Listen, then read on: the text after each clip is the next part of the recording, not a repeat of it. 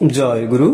আজ 23শে জুলাই পরম পূজ্যপাদ শ্রী শ্রী বরদার 32তম তিরোধান তিথি, হবিষ্যান্ন। আজ হবিষ্যান্নে রাত্রে কি খাবো, কি গ্রহণ করা যায় জেনে নেব। তার আগে জেনে নেব পরম পূজ্যপাদ শ্রী শ্রী বরদার জীবনী সম্পর্কে কিছু তথ্য।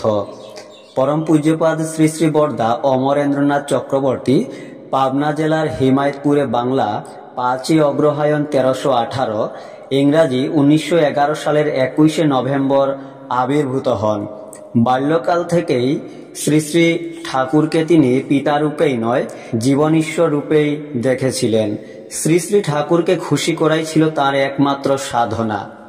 একবার আলোচনা প্রসঙ্গে শ্রী শ্রী বরদা বলেছিলেন, ছোটবেলা থেকেই আমি ঠিক করেছিলাম যে আমি তার কুকুর হব। কুকুরের জ্ঞান বুদ্ধি সব প্রভুর স্বার্থ রক্ষার জন্যই হয়ে থাকে। ইষ্টের আইডেল কুকুর হওয়ার চেষ্টা করছি। ঠিক যদি সেরকম হতে পারি তাহলে আমার জীবন সার্থক মনে করব।